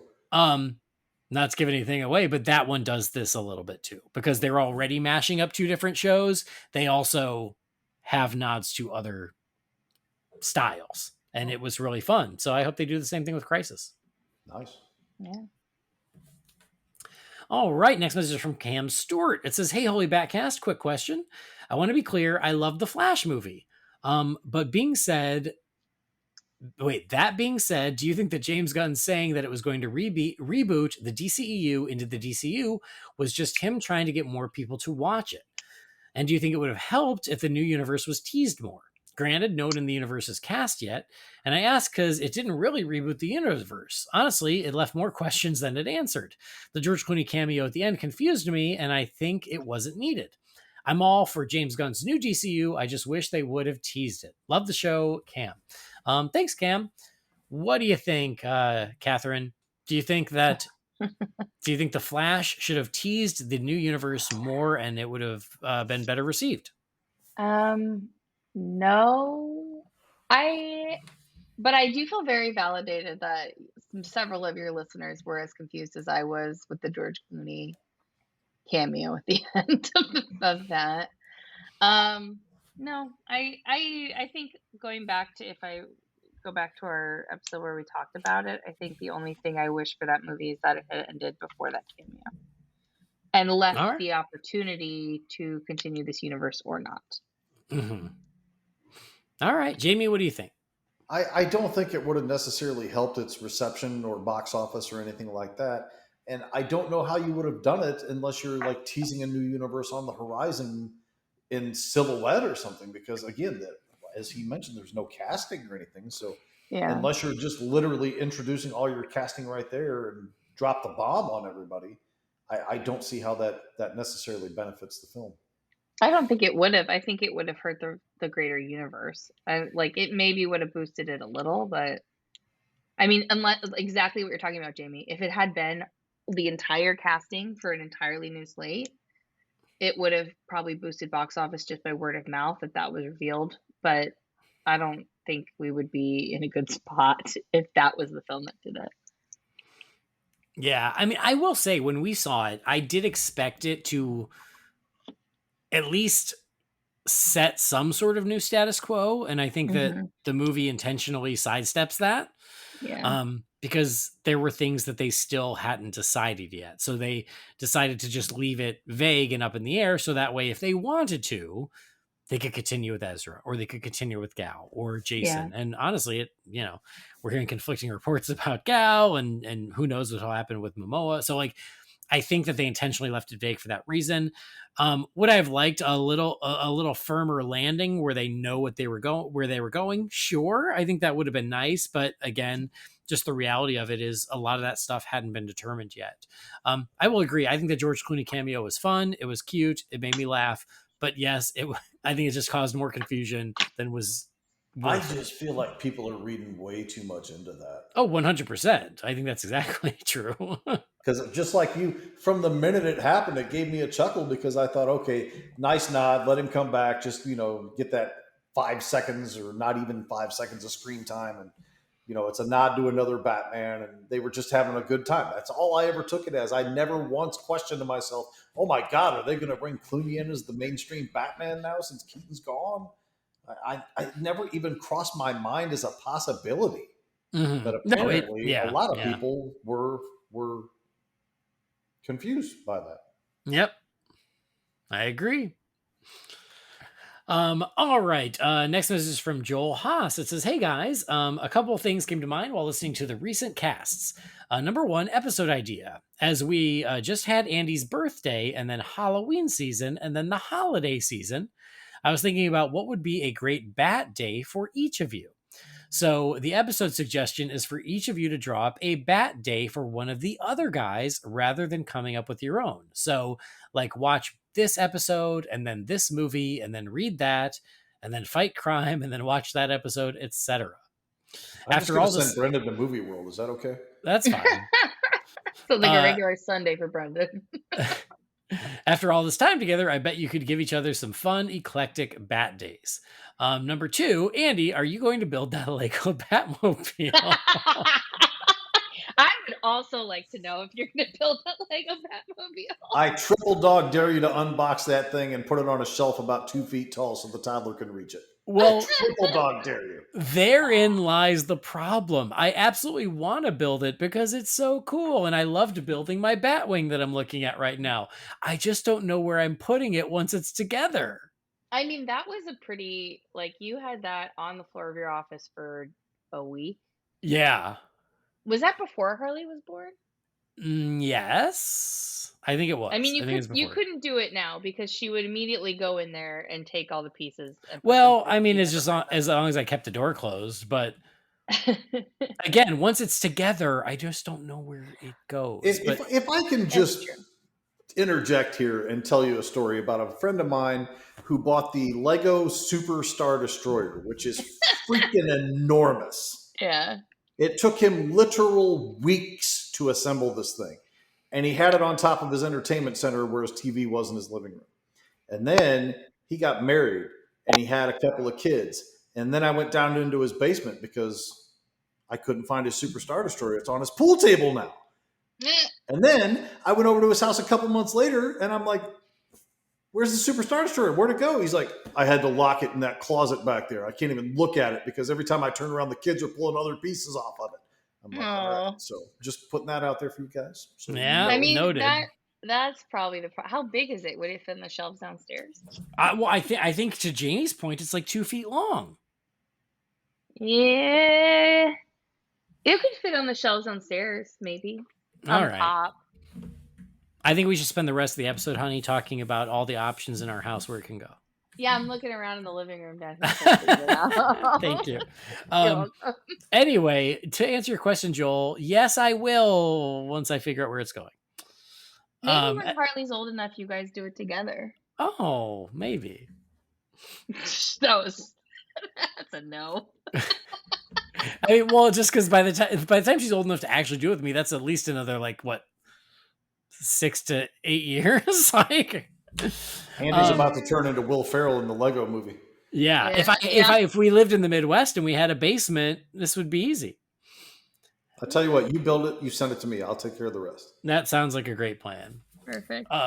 Anyway, and then Joel says, thanks for all you do. Have a great day. Happy birthday, Andy. Thank you, Joel. And thanks for bringing up the Batmobile. Next message from Hugh Morris. It says, "Hey guys, I love the Dark Knight chat. I remember seeing the movie early on Friday and I still have my ticket stub. But as soon as I got out of the movie, I went straight to the box office and got another ticket for the next showing. Do you guys ever guess which window gets... Oh, do you guys ever guess which window gets busted in the opening? I can't help but do it every time I watch. Last question. What would you pick to experience for the first time again? Batman Begins, The Dark Knight, or calling Brendan a cunt for the first time? Sorry so long. Keep up the great work." Oh, man. Well, I think like you heard on our commentary, I think, Jamie, was it you that said that you know which window because you've seen it so much? I know exactly which window it is because I've seen the movie. I mean, by the time I was midway through my theatrical trips with it, I knew which window was going to pop. So There you go. See, so I don't like, I know it's coming, but I don't try to pick it out. And what would you want to watch for the first time again? Batman Begins, The Dark Knight, or calling Brendan names? Dark Knight, unquestionably. All right, Catherine. Dark Knight, obviously. Same. Dark Knight. Didn't we I figure out love that that. we were in the same theater? Yes, but not necessarily at the same showing. We don't know that for sure. That's true. But yes, we did The go see it. likelihood is high. Yeah. I do remember walking out of Batman Begins thinking to myself, man, that was a really pleasant surprise because I didn't know what to expect from it. And, you know, obviously calling Brendan the C word is always a good time. But I mean, but the thing is that is something that brings me joy like every week. yeah, exactly. The first time isn't as important because I get to do it all the time. I think all three are great options, but I mean, The Dark Knight is my literal favorite movie of all time. So, of course, I would love to see it again for the first time. You know? Yeah, same. All right, next message is from Stuart from Guernsey. It says, "Hope you're doing well after the long break, which went fast." Yeah, you're telling me, Stuart. Says, I've been listening to a lot of your old shows while you weren't publishing new episodes, but the one I can't find is the Batman Superman World's Finest movie. I'm sure you guys had covered it before, but it might be a Mandela effect because I can't find it. Do you think you'll cover it one day? It's an hour long, so it's a quick watch and not a huge time commitment. Anyway, hope you're doing well. Thanks, Stuart. Stuart. First of all, thanks for filling the gap with old episodes. I hope you enjoyed them. We've never reviewed it. I was going to say, I can't recall ever doing it. We have not. Yeah, that's been on like the to-do list for now, what, 7 years, 8 years? But we just haven't done it yet. And so you're right. Thank you for the reminder because, yeah, like it's a no-brainer. And so we hadn't. So thanks for the reminder and we will get it on the list. I got a couple emails with episode ideas, which I love. Anything that keeps us from having to think. No kidding, man. After this many years, it can be tricky. All right, next message from Mark Bickford, and it says, "Hey guys, you asked for thoughts on the run-up to The Dark Knight. The biggest thing I remember, and I didn't get to participate because I had a job and my city was too small, but there was an outdoor scavenger hunt that took place after the Joker reveal in large cities around the country. I recall reading in Boston, the penultimate clue led you to the large statue of George Washington in the public garden, where someone would give you a small film can. It was supposed to lead you to a nearby IMAX theater, and if I recall, the prize at the end was an IMAX viewing of the prologue of the film before it had been released. I swear the viral marketing for that film was probably the best that has ever been done." You also had a question about DC memorabilia. Unfortunately, most of my surviving childhood souvenirs are related to OG Star Trek and not DC, but I do have some that are worth mentioning. During the first fandom, there was a sweepstake giveaway of a limited edition Supergirl Lego minifig, and I happened to win one. So go ahead and search eBay for Fandom Supergirl and see how ridiculous those asking prices are. Oh, well, I'm curious. I'm looking it up. Okay, look it up because I'm curious. What is it? Fandom Supergirl mini? Fandom Supergirl Lego? Oh, the fandom. Try that, yeah. Oh, okay. How much does it say? $800. What? That is crazy. Is it actually like the normal 2-inch tall one?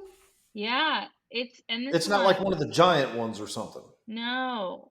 And then and then this one on eBay is $700. Oh my god, that is crazy. Yeah, I don't see any that are less than $700. Wow. I don't see me ever owning one for that price. Yeah, no kidding. All right, Mark, good for you. Woof. It's cute. Yeah. I do have a bag of the talking Darth Vader action figures from Celebration 3. All right. There you cool. go. All right, Mark continues. He says, finally, I've been wondering about Ben Affleck and Batman. I think it's common knowledge that Ben signed a 3-film contract. And in the original story, he was going to die at the end. The first 2 films were BVS and Justice League, and the third evolved from Justice League 2 to The Batman after Justice League 2 was canceled. He finally completed his contract with The Flash because the cameos in Suicide Squad didn't count. Of course, while Ben was working on The Batman, we continually heard from him that the script wasn't right yet, and we now know that he was trying to get out of the project. Do you think that, as part of Ben's version of the Batman, Bruce was going to finally defeat Deathstroke, but then still die at the end? It struck me recently that maybe that was the case, and I think it fits with what we know. What do you think? And then finally, I'm only repeating this question because Brendan said that Jamie should get to answer. Regarding home copies of movies, Blu-rays, and now the 4K, The Dark Knight shows the IMAX sections in full screen, while the enhanced 4K remaster of BVS shows the IMAX in pillar boxed 4:3 like Zack Snyder's Justice League. Which do you prefer? One that fills the screen or one that shows the full IMAX frame, even if it's pillar boxed? Have a great week, and I hope your Dark Knight watch along goes wonderfully, Mark. Thank you, Mark. All right, first question about the Ben Affleck solo Batman movie that we never got to see. I will say this real quick. I don't think that The Flash counted as his third film. I think that they just let him out of the contract to like keep the relationship strong with him, and he did The Flash as like a favor. That's my hunch. Because he didn't even take a credit for The Flash, which is interesting. Yeah. But anyway, if he were to make his solo film, do you think Batman still would have died, Jamie? No. Okay. Catherine? I feel like if he makes the solo film, I feel like he's doing it for the potential of doing more down the road. I don't feel like it's doing it as a goodbye or a swan song. I feel like that was under the premise that they were still building this universe and it was going to be a wild success and everybody was going to go and they were going to make, 8-figure numbers every time they released a movie, and it didn't pan out that way. So down the drain it went. Okay. Catherine, what do you think? No. All right. I'm going down a rabbit hole of eBay right now. Oh, no. Sorry, I got really distracted. That's okay. Come back to us. I'm back. No. Yeah. But I wish there was more Batfleck, I guess. Yeah, I agree with Jamie. I don't think that like it would have made as much sense for him to kill off the character in the solo film, especially because if the solo film, because at that point Justice League 2 was postponed, it wasn't quite canceled yet because they were waiting to see what happened with Justice League 1. So had Justice League 1 turned out better, and then if the Batman had been a hit, I still think it would have been in the cards for him to come back for Justice League 2. I think what I mourn is just the loss of an older Batman, the potential that goes with. But I don't think that we would have ever seen him die in a solo film. Yeah, I'm back. I turned off eBay. Sorry. Okay, great. You can do that later. Mm-hmm. And then Jamie, me and Brendan got to answer this question. So, do you prefer like if there's IMAX scenes at home, do you prefer one that fills the entire screen or one that shows the full IMAX frame, even if it's pillar boxed? I always prefer for my home viewings for the entire television screen to be taken up. But if the screen is not formatted correctly to show the entire picture the way that it was filmed or intended to be shown, I can live with any of it, because I would, much like your answer for that question, I would rather see what's intended for me to see in its completeness than I would bitch about black boxes on the sides or above my picture. Yeah, agreed. Cool. But I also feel like, and I've made this statement for years, I think they should just have a universal format so that it all does fit on screens and televisions, because otherwise it just, I don't know. I feel like it's sometimes a waste of space, but that's me. You're asking for too much on that. Apparently so. All right, next message is from Brian B. It says, hey guys, I hope things are going well. Andy, I wanted to send my deepest condolences for the loss of your father. I could just tell by the pod when you talked about how much he meant to you, and I wanted to send my condolences to you and your family. With the success of Oppenheimer, and specifically Nolan, I have an observation and I would like your 2 cents. While I don't want to go down the comic book film's legit cinema debate, I've always rolled my eyes when A-list directors talk down about them. My theory has been that elite directors feel like their profession is being lessened with this. While DC and Marvel have talented directors, it's been proving that a B- or a C+ director can make a solid film and potentially $1 billion with this genre. It's no longer the A-list director that's needed to make these films. However, when these directors disparage the films, they always quickly add, except for the Nolan films, who they won't attack because he's part of their clique. It was noteworthy when Scorsese said that they're just roller coaster rides, but one can argue they're just as much a roller coaster ride as Indiana Jones or Avatar, who were directed by Spielberg and Cameron, who are never disparaged. Secondly, in your last pod, there was a question about your most precious Batman item. I'll say years ago when I was a kid, I was at a New York Giants camp and I was getting autographs. When my dad went to the car and took my backpack, I was waiting on a park bench reading Batman 448, and I saw Pro Bowler Dave Meggett. I went to ask for his autograph and realized I didn't have my program, and then he smiled and he said, "No worries, everyone loves Batman," and he signed it for me right on the cover next to Batman. To this day, I still have it, and it's a cherished item of mine. The only downside is, sadly, Dave Meggett, it wasn't exactly a model citizen, and if you know, you know, which I'll leave it at that. As All always, I want to say is he's letting me know how old he is by mentioning the name Dave Meggett. I don't know that And name. I'm now letting all of you know how old I am by acknowledging that I know who he's talking about. So Okay. It says, as always, thank you for the hard work. Andy, I finally rewatched the Jaws series this summer, and 4 is as terrible as Michael Caine is as charming in that movie, but in a fun way, and I found it enjoyable. Best of luck going forward, Brian. Thank you so much, Brian, and thank you for the kind words about my father. That really does mean a lot, and I appreciate it. Jaws 4, yeah, it's terrible, but I definitely put in the so bad it's good camp. But Jaws 3 and Jaws 4 both are the residue left after the dumpster juice evaporates into the air, but I find them both watchable. Okay.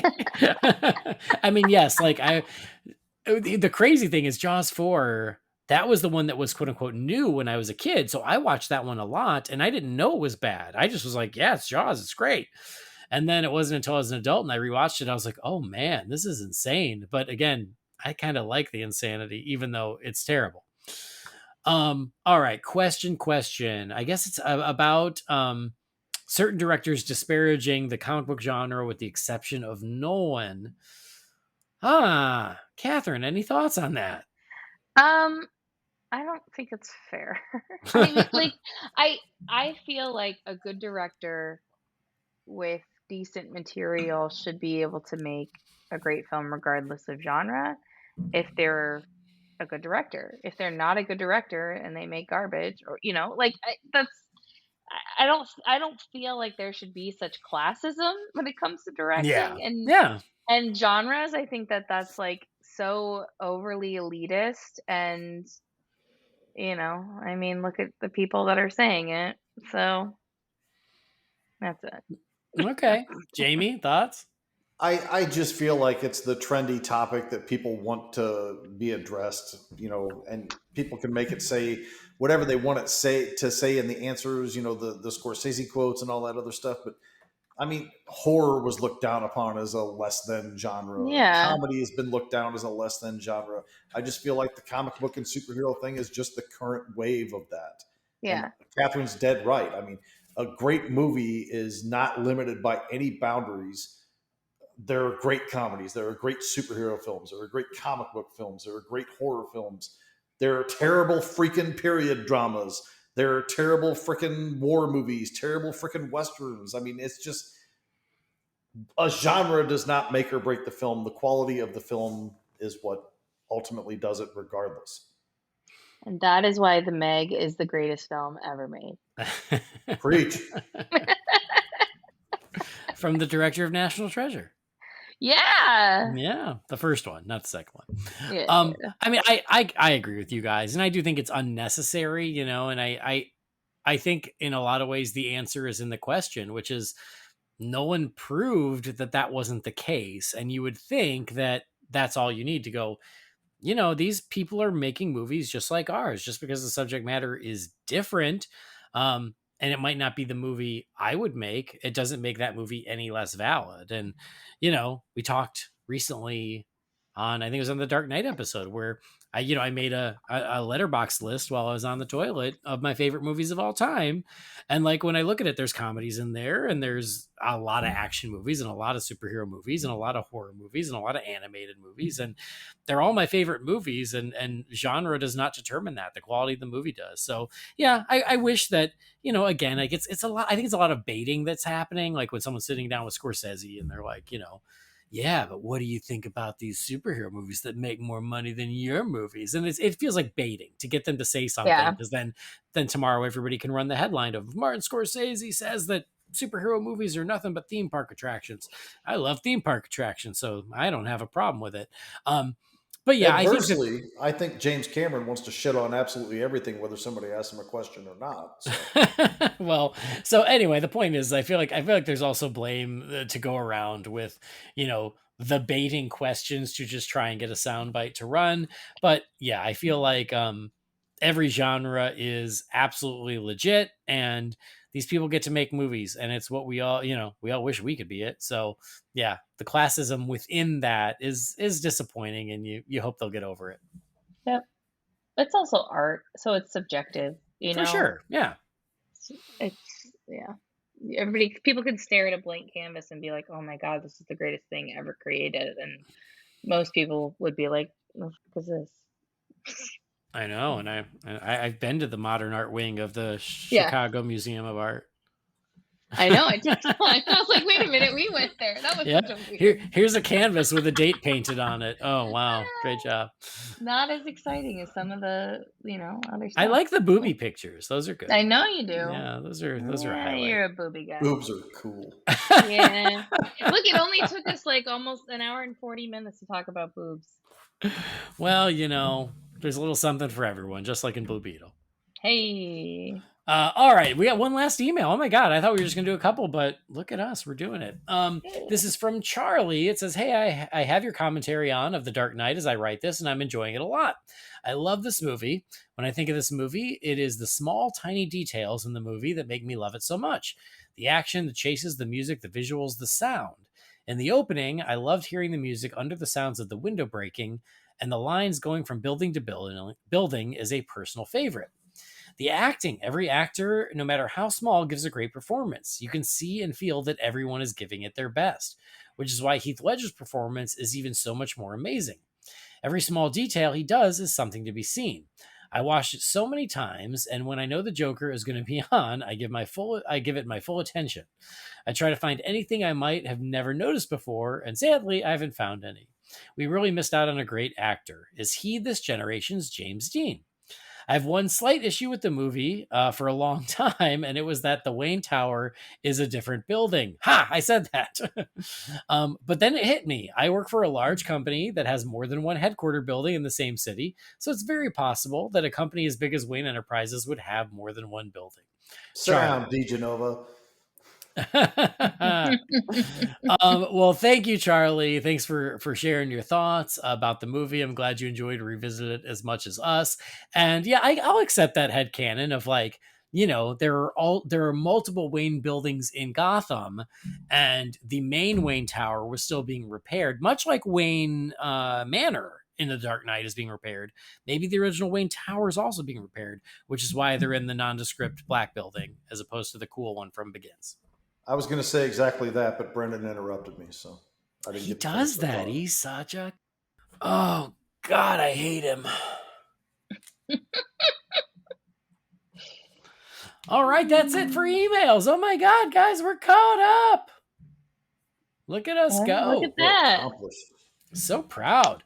All that on a Monday night, no less. What the hell? What is going on? All right, folks. Well, if you've got something for the Wayne Manor mailbox, please send that to Holy BatCast at rf4rm.com and send us questions about Blue Beetle. After every movie review, we like to get the Q&A about that movie. So if you've got questions, thoughts, feelings about Blue Beetle, send them our way. Send it to holybatcast at rf4rm.com, and we'll answer them next time.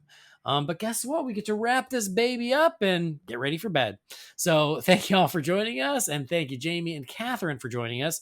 Catherine, always a pleasure. Thanks for making the time. You and I don't get to spend enough time together. And so it's nice that we could have this time together. It's true. I'll take all the time with you. Actually, that's true. I mean, I've been traveling a lot, so it is really nice to just talk to you. No, it's always a pleasure. Let's do it for the next 50 years or so. Okay. How's that? Sounds great. Anyway, where can our friends find you? The internet, various places. I guess I'm kind of on Instagram at Catherine Cobbs, and I don't really post anything. I'm sort of on TikTok at Catherine DeGenova, I think. I'm on Letterboxd. See, this is what I always forget. I am on Letterboxd at Lopan Fan. Sweet. Or I guess Catherine DeGenova is fine. You just Google it. Cool. Whatever. I am getting tired. Whoa. Yeah, we're getting there. Sorry. All right. I'll get your bottle ready and I'll tuck you in just like Harley. Thanks, babe. Yeah. Jamie, thank you as well. Thanks for staying up late. I know that you're a morning bird. What is it? A morning early bird. Early, yeah. You see, it is late. You're an early bird, so thanks for staying up late and pretending to be a night owl just for us. That's the fault of my dogs, not me. Yeah. But gonna give me my bottle and tuck me in? Yes, everyone. That is awesome. That's gonna be a new Patreon tier. If you pledge enough, I'll come over and I'll tuck you in. I'll even read you one of Harley's books. We have some really fun ones. Yeah. I got this really fun Batman Returns storybook sitting on my table right over here. You can just read that. I can sing that one to you. Sweet.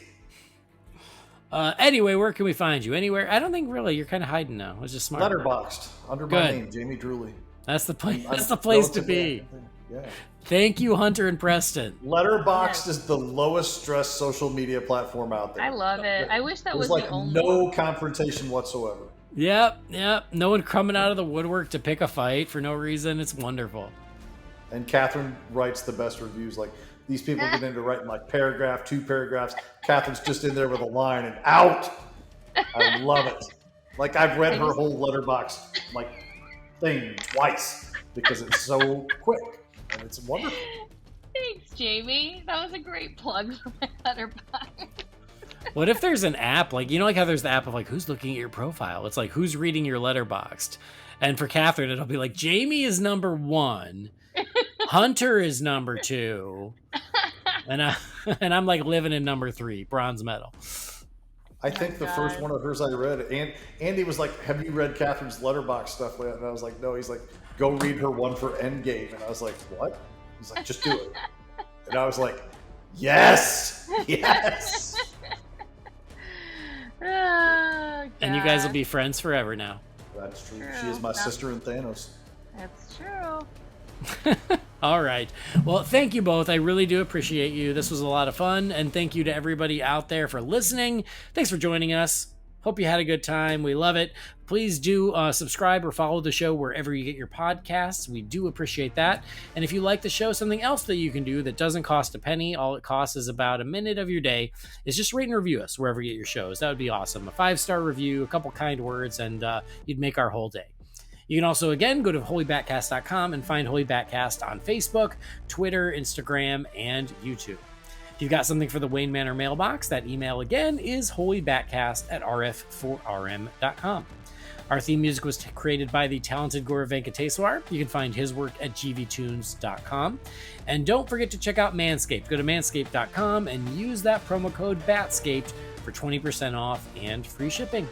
That'll do it for this episode. Thanks for joining us. On behalf of Jamie and Catherine, I've been Andy. We'll see you next time. Same blue time, same Beetle channel. Yeah. Oh.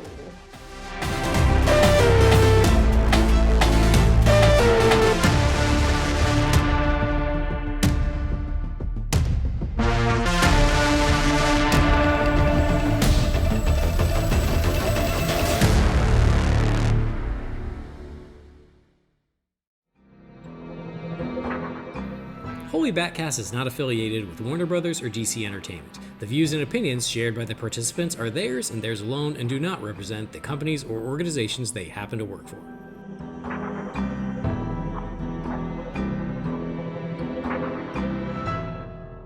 Well, let's do a couple. What the hell? All right.